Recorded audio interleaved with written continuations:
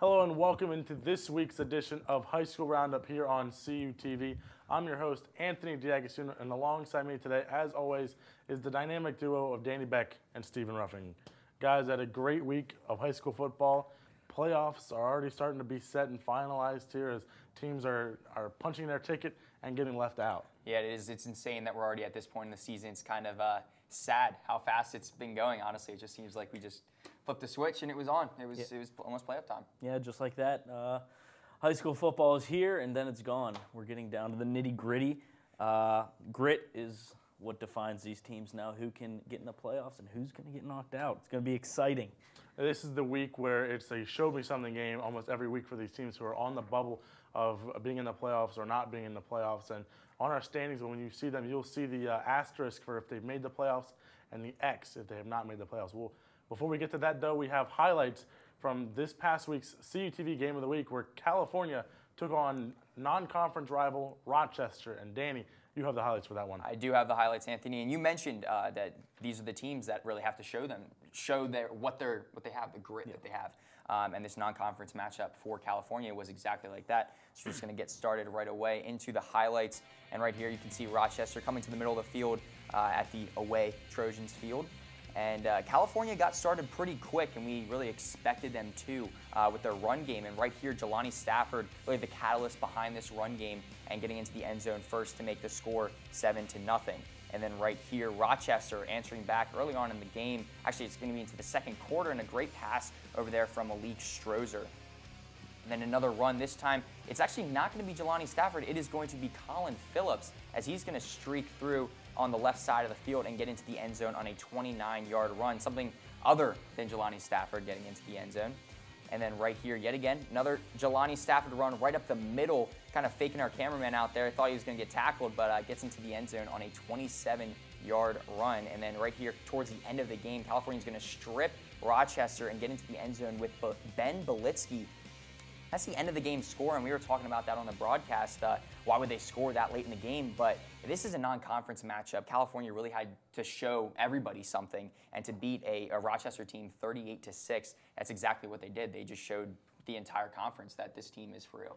Yeah, I mean, sorry, Anthony, we're going to say something, but this California team, if it wasn't enough to beat Monty Christian, they went out and beat Rochester, and I was a disbeliever of this California team, and we'll get a little more into it when we get to California standings.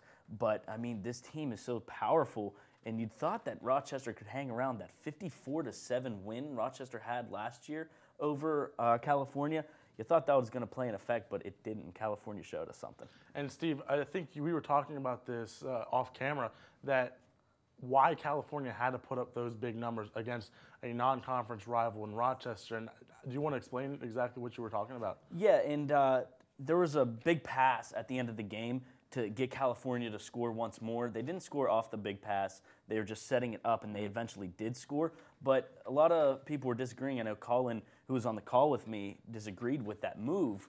But I respected it because when you're a California team, you're going to get no publicity going into the playoffs. You're going to get a pretty crappy ranking just for the area that they're in. Mm-hmm. So doing that to Rochester, putting up those numbers, I think that really puts a statement on these people deciding who gets into the playoffs and what ranking that they're going to have. And you mentioned before, you were talking about how California going into this game, they really played teams that really didn't challenge them. Right. If a team came in and really challenged their run game, we could see a very different California team, and Rochester could not do that. Jelani Stafford, Colin Phillips, Jonathan Wood a few times, just getting their run game started. Normally it opens up venues in their passing game, but this California team just likes to grind it out every single play. Well, California, a tough opponent in that TriCounty South. But we're going to take a look now at the scoreboards from other TriCounty South games last week. As you see, Fort Cherry taking on Mapletown, shutting out Mapletown 42-0. Jeff Morgan falling to Carmichael's 41-7. That Carmichael's team, they're up there as well with Fort Cherry. And we'll see the upcoming schedule. Those two teams are going to be fighting each other this coming week.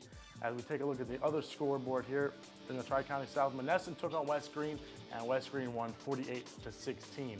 In the other non-conference game in the Tri-County South, Avella on Saturday took on Riverview. Riverview shut out Avella 43-0. Now, guys, we take a look at the standings for the Tri-County South, and you see there 4 teams have already punched their ticket into the playoffs in the single A playoffs. California undefeated 5-0. Then Carmichael is right behind them at 5-1. Fort Cherry 4-1 and West Green 4-2. Jeff Morgan, Monessen, and Mapletown are all trying to vie for that last 5th playoff spot. Avella 0-6 is out, but California has not clinched the section title yet because if they lose, they could still, or lose 2 more games, they could be second place to Carmichael's or Fort Cherry. Yeah, I mean, all eyes right now are on Carmichael's. California sure as heck proved their position in first place, but Carmichael's, now all eyes are on them because the second that California slips up, Carmichael's can sneak right into that first place spot. And you mentioned, Anthony, I want to make sure that this is correct. Carmichael's and Fort Cherry play this week. They do. So that's, that's just another game that you really have to keep your eye on in this one. I think that Carmichael's really has something to show there. And if Fort Cherry wins, looking at these standings, just that non-conference, if Fort Cherry wins and California slips up, they have a way better chance of slipping into that first place spot. Oh, yeah. Definitely. I don't think California's going to slip up based on what we saw at Rochester, but technically they do not have that #1 spot just yet. As we move on to the AA Century Conference, now we see Best Center shutting out Brownsville 47-0, but then a big win here for Charleroi 37-14. And Danny, Charleroi quarterback, he's something else. Yeah, Gino Pellegrini really is, and I'm not sure if that was a pick'em game, but I don't know. Maybe that was. I don't think that was the Jody High Roll of the week. I don't know if he went against that one. But Charleroi, yeah, they just keep pouring it on, and against every team that they really face, I think that they're a powerhouse in this conference. And it's crazy to think that California and Charleroi are not very far away. They're in 2 separate conferences, but they're 2 powerhouses in their conferences right now. And I think it's really cool to see that the Mon Valley is getting some love in the football whippeal here. As we continue on the Century Conference scoreboard, Chartiers Houston fell to Washington 54-14. In the non-conference side of 2A, you have Imani Christian taking on Fraser, and Imani Christian squeaking out with a victory 20-12 over the AA Fraser School. As you take a look now at the standings for the Century Conference, once again, 4 teams have punched their ticket. I believe 1 more will get their will punch their ticket in the next few weeks, and that's going to be a battle between Bentworth, Fraser, and Brownsville's technically still not out of it. They still have a chance. And Chartiers Houston being 0-6, 0-8, they do not have a chance. But Washington right now looking like they're going to take that first place spot. But as for California, they haven't locked it up just yet. And, just kind of going off what you said, Burgettstown faces Washington this Friday. Yeah. So that is a pick'em game, and that could go either way. We'll see what Burgettstown has, but this Washington team, they're really darn good. And if Washington were to lose to Burgettstown and they continue at the same standing, they would have to look at the tiebreaker points. And I believe Washington has the tiebreak points over Burgettstown, but who knows, that could change as well. But Bentworth and Fraser, I believe they're going at it against each other this week, and that is big because they're possibly vying for that playoff spot. Fraser needs that win, and so would Brownsville. As we take a look now at the Interstate Conference here, Elizabeth Forward still rolling here, 47-3 over Southmoreland. And then in a pick'em game, South Park defeating McGuffey 39-14. And Steve, that's a big win for South Park over this McGuffey team. Yeah, because this South Park team, in the beginning of the season, they had very high hopes. In the middle season, they dropped off. Now they're back in it, getting a win against McGuffey. This team is so unpredictable. You don't know what they're going to throw at you. So that's a huge win for them, getting a nice win over McGuffey, kind of get that momentum back going into the playoffs, especially when things are getting down to that nitty-gritty. Moving on to the Interstate Conference, Yock taking on Mount Pleasant. Mount Pleasant finally getting a win in their column again, 45-7 victors over Yock. In the non-conference AAA side, you had Elwood City taking on Derry, and then Derry defeating Elwood City 35-7. Looking at the Interstate Conference standings now, you see Elizabeth Forward, the only team to have punched their ticket into the playoffs so far. They are 6-0 and 6-1. Derry, South Park, and McGuffey all have a chance. However, Mount Pleasant, Yock, Waynesburg, and Southmoreland, they're all out of it so far. Yeah, that's interesting to really see that breakdown of who's getting into the playoffs and all that. But I'd like to see Derry to jump back up there. I think that that's another team that's going to punch their ticket, I guess. But yeah, it's getting down to that playoff time. It's the nitty-gritty. You described it best. Yeah, I mean, that's exactly what it is. And if you looked at that South Park win against McGuffey, they're right next to each other in those standings. I mean, that could be the tiebreaker, the straw that breaks the camel's back in those standings to get that playoff spot. And it's so good to see Elizabeth Ford back at the #1 spot there in the Interstate Conference, and we'll see what happens in the next few weeks with them either having that locking down that first place spot, or maybe they fall to second place. But right now, I think Elizabeth Ford probably is going to maintain that first place spot. Before we go to break, we're going to send it over to Dylan Goday for your West Virginia Roundup. Thanks, Anthony. And I missed last week due to some homecoming activities, but I'm back this week with AAA football here for Week 8 of the West Virginia High School Roundup. Let's jump right into the scoreboards. Now on into Week 5 there. It's actually Week 8. Still have yet to update that. But Huntington jumped out to a 17-0 lead at half in this one and held on to win 34-14 against a tough Hurricane team there at number 7. The Highlanders ran the ball 24 times on just 25 offensive plays in the second half to pull out the victory. And University High took on my Buchanan Upshur Buccaneers, and the Buccaneer defense limited University High to only 1 touchdown in the first half on offense, but gave up an interception and a punt return, and that was just too much there for the Bucks. As Buchanan travels actually to Brook this week, and I'll be in attendance for that one, so keep on the lookout for some highlights from that one. And Martinsburg took on Hedgesville this week in a huge win for the number 2 Martinsburg Bulldogs, 83-7 over Hedgesville. They are the team to beat this season in AAA football. Musselman took on Hampshire and defeated them 41-10 there as well. So the Eastern Panhandle getting some love with Martinsburg at number 2 and Musselman at 4. And on into Woodrow Wilson and Capital. Capital came away with a 55-0 win. Capital dominated Woodrow Wilson, forcing 4 fumbles, 2 of which were returned for touchdowns. And Parkersburg took on Cabell Midland. This was the game of the week in AAA as number 9 took on number 15 there. And Cabell Midland had a big homecoming victory, 63-35, and they rushed for 671 yards on the ground. And tailback Ivan Vaughn rushed for 355 yards and 5 touchdowns. So what an impressive win there by Cabell Midland. And taking a look at the AAA standings, these are updated here for this week. And Huntington remains at the top 7-0. They're followed by Martinsburg University. They're at 8-0 apiece. And Martinsburg, I think, with the computer rankings, they're kind of messed up there, where Martinsburg is the top team in AAA. No question about it, as they have led the Metro News Power Rankings all season long, receiving all first-place votes. And they're at 5-6, Capital and Spring Valley. They'll be facing off this week as Capital, I believe, travels to Spring Valley. So AAA football, it's getting close to the nitty-gritty time as well here in West Virginia football, as that top 16 teams, they will advance on into the West Virginia playoffs. Now, as we're going to head off to break, stay tuned for the South Union Township Game of the Week, 4A scores and 5A scores and standings.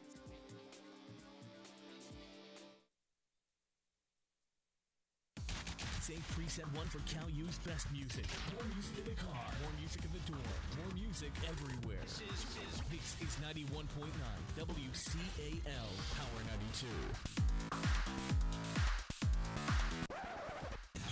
The home of the Vulcan Nation, playing Cal U's best music. 91.9 WCAL. WCAL Power 92.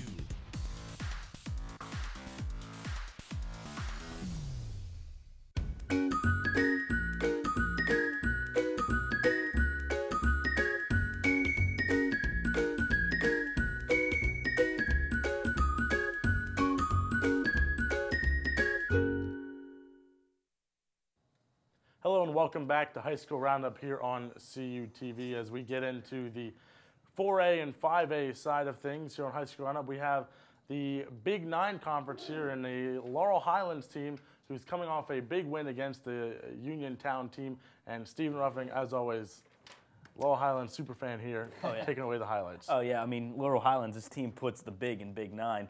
So we're going to get right to it. I mean, this Laurel Highlands team was explosive. They were on fire against Uniontown, and they're going to start off quick in this game. 1 quarter, 1 touchdown, a triple option. Connor Basinger fakes that one out. Thanks for playing. Pitches that over to Dominic Richter. He has a 25-yard run to get in the end zone for the first touchdown of the game.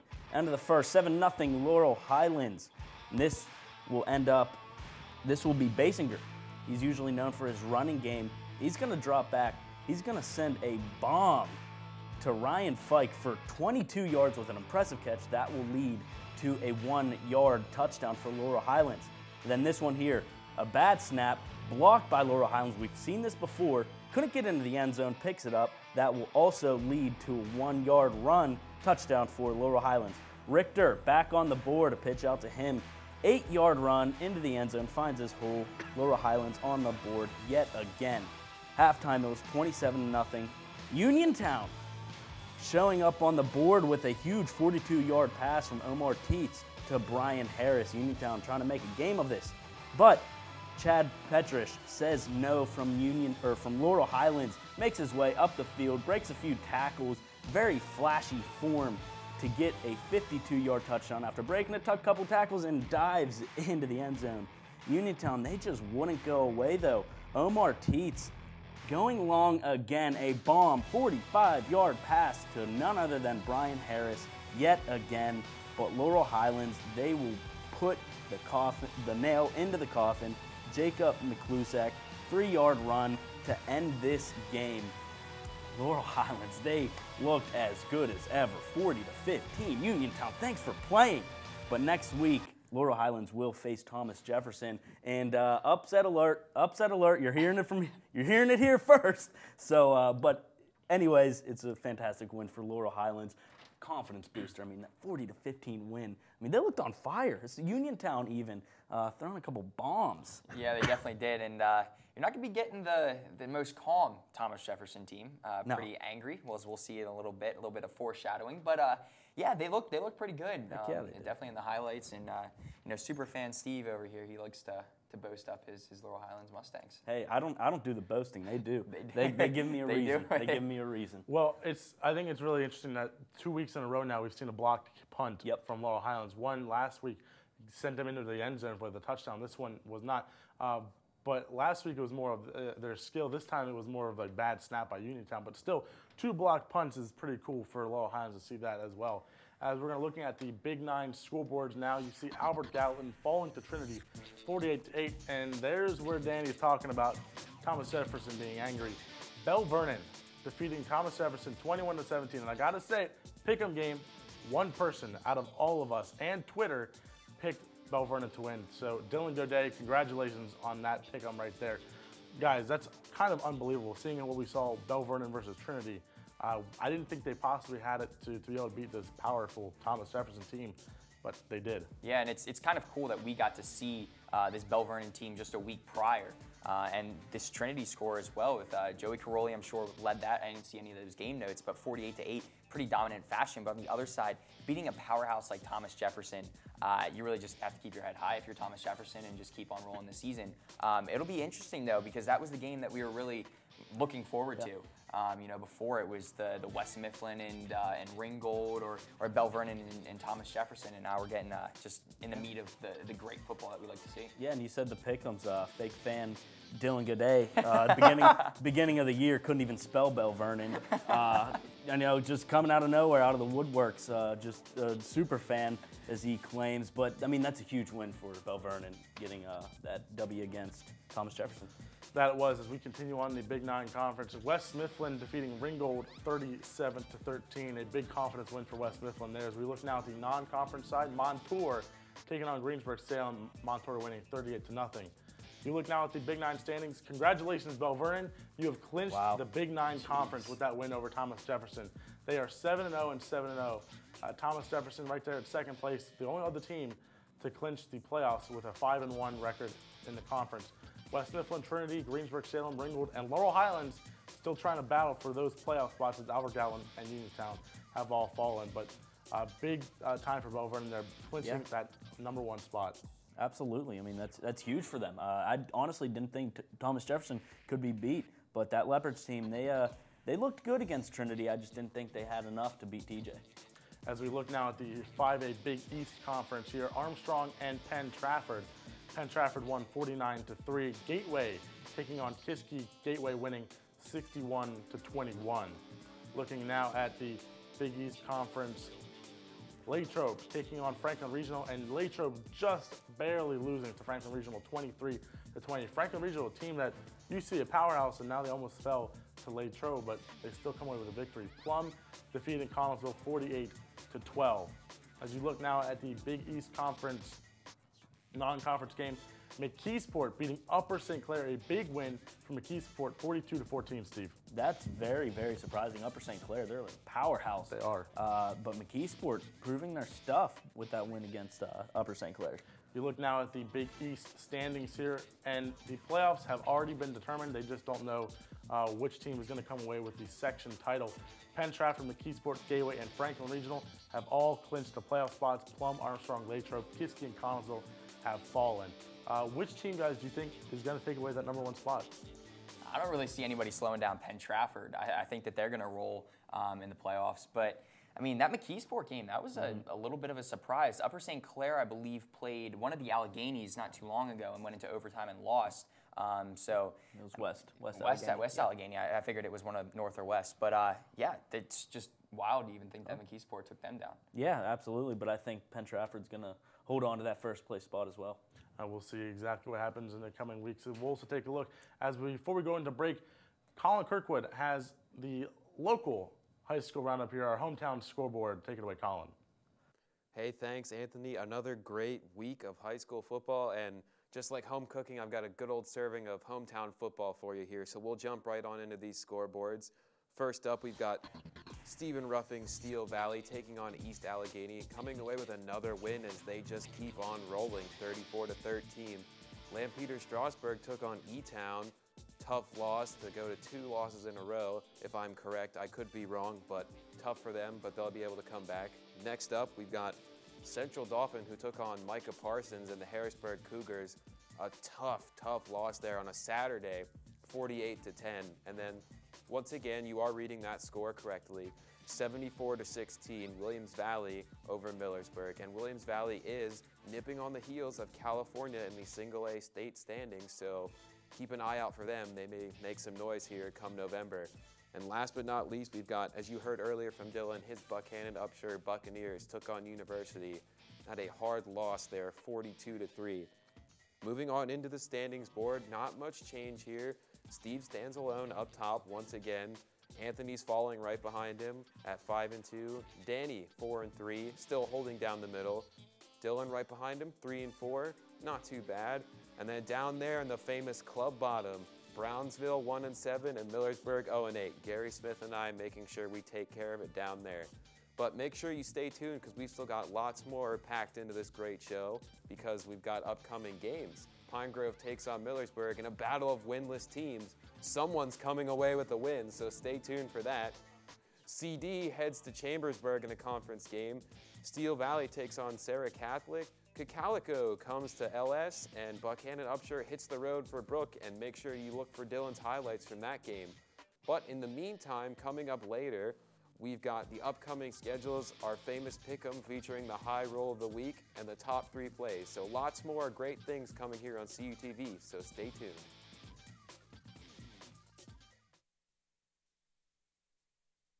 CUTV News Center is California University of Pennsylvania's award-winning student television newscast, your source for live, local, late-breaking news.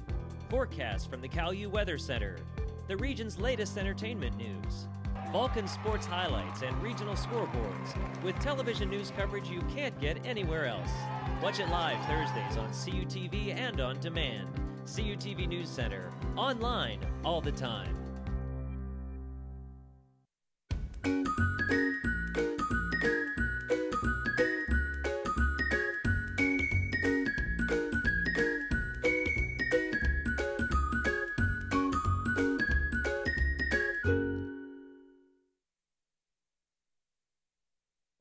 Welcome back to High School Roundup here on CUTV as we take a look now at the upcoming schedule for the Whitfield here.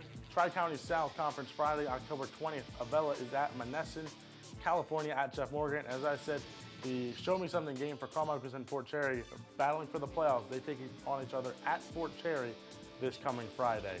In the Century Conference on Friday, we have Bentworth at Fraser. Big game there for Fraser as they're looking to try to make the playoffs. Beth Center at Charleroi and Washington at Burgettstown. In the Interstate Conference on Friday, Derry travels to Waynesburg. South Park is at Elizabeth Forward, and Yock is at Southmoreland. In the Big 9 Conference, Bell Vernon is at West Mifflin. Thomas Jefferson is at Laurel Highlands. Trinity travels to Greensburg-Salem, and Uniontown is at Albert Gallatin. In the Big East Conference, battling for first place, Collinsville is at Armstrong-Kiski at Trafford, McKeesport at Gateway, and then Plum is at Latrobe. And now we take a look at the non-conference side of things. Friday, October 20th, Chartier-Susan at McGuffey. Franklin Regional at North Hills. Mount Pleasant is at Beaver. Leechburg is at Brownsville. That Newcastle at Ringgold should be gold because that is CUTV's game of the week next week. Mapletown is at Jeanette. And on Saturday, West Green travels to Western Beaver. A look now at our pick'em standings. Shake up here, Gary Smith drops from first place. Danny Beck and Twitter are tied for first. They went 4-1 this past week. They are 21-9. I gained a point on Gary. We are tied at second with 20-10. Dylan is holding the middle at 19-11. Colin 17-13. The puppy is at 500 with 15-15.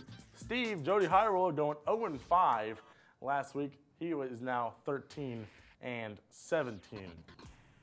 Yeah, I mean, hey, it's a minor setback for a major comeback. That's all I have to say. Carmichael's at Fort Cherry. Danny, you're going to have to do these live on air. I am going with Fort Cherry. I think they have a great chance against this Carmichael's team. Who are you going with? No need to do it on air. It's already, my pick's already there. I'm going to keep it with Fort Cherry. I mean, I'm at the top, so I mean, if I falter a little bit, I'll finish in the middle of the pack, whatever at this point. Moving on now, we have Washington at Burgettstown. I'm taking Burgettstown. Washington. Steve is going high roll of the week with Burgettstown. Danny, are you going to stick with him? Heck no, I'm going to Washington. I can't do that to myself. I mean, the high roll of the week sometimes works out, as we saw this past week, but not me. There it is. High roll approved. I've got to go where it's warm.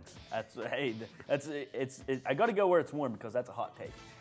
As we go into the next pick'em game, Bentworth at Fraser. I'm going with Fraser. Danny, are you going Bentworth or Fraser? I'm going to switch over to the other side. I'm going to go over with Fraser. I think that's a safe pick this week against Bentworth. And Steve also agrees. As we continue on, we have Trinity at Greensburg-Salem. Steve going with Greensburg-Salem as well as the puppy. Danny, are you staying with Trinity or going with Greensburg-Salem? I think that Trinity's Joey Caroli is really going to heat up this week again, and I think that that's why they're going to get the victory against this Greensburg-Salem team. So Danny going with Trinity here as we take a look at the next game. McKeesport at Gateway. This is a big game for McKeesport, and I'm picking McKeesport on this one. I jinxed it. Every time I go with McKeesport, they lose, but here's the thing. I went against them one time and they won, so I'm going with them. I think they have a good chance. Danny, who are you going with? Keep me over at Gateway. I think that the Anthony curse is going to prove real. Agreed. And I think that McKeesport's going to go down. Well, we will see definitely as we take a look now at the last graphic before we have our top three plays. CUTV traveling for a non-conference game at Ringgold. Newcastle takes on Ringgold, and a big game for Ringgold there in that one. Guys, we're going to take a look real quick at our top three plays live on air here, and some great plays from these past 2 weeks. And we're going to start, Danny, with number 3, and it's going to be from your highlights. Oh, from my highlights, a little bit of a shake-up this week, and we're going to start with number 3. And I believe this is going to be Colin Phillips as he takes this one. Great blocking on the outside, gets out into the open field, and takes it in on a 29-yard run. A beautiful fade. Yeah, without a doubt. And Steve, another one from Danny's highlights. Oh, there we go. And this one is going to be for California, or I'm sorry, Rochester. Ben Belitsky, 36-yard fumble recovery to the big house and gets another touchdown. I'm going to take the Laurel Highlands team here, and Steve, this run here for Laurel Highlands, just a beautiful run there, and just unbelievable. Just breaking tackles all over the place and finally diving into the end zone there, and that will be your number 1 play. But will it upset our blue ribbon play from Elizabeth Forward and McGuffey? No, it will not, guys. This is just an incredible show of athleticism here. Breaking tackles there and just staying on his feet there. He was dead to rights at the 35-yard line, but he maintains his composure and gets into the end zone for McGuffey. That one may stay there for the end of the season, who knows. But Guys, this is the end of our show today. What are you looking forward to in the next week? I'm looking forward to seeing some of these teams really solidify their spots in the playoffs. It's going to be interesting, all these shakeups. I know that the Carmichael's game and Fort Cherry, that's a big one you have to look at. Just a lot of these top teams proving themselves in the later weeks. Yeah, I agree. And, this is where the pressure comes on. This is actually in the WPIAL where you see those big upsets. This is where teams tend to kind of lose touch of things and blow those big games. Well, the push for the playoffs is on as the last few weeks of the regular season start winding down here in the WPIAL. Thank you all for watching High School Roundup on CUTV. If you'd like to tweet us any top 3 plays and also look at our polls at CUTV_PA. And also, if you're tweeting at us, use the hashtag CUTVHSR. Thanks again for watching. For Danny Beck and Stephen Ruffing, my analysts, as well as our correspondents, Dylan Goodday and Colin Kirkwood, and our director in the studio, Gary Smith, and all of the members of CUTV working today. Thank you all for watching. I'm Anthony D'Agostino. Have a great day, everybody.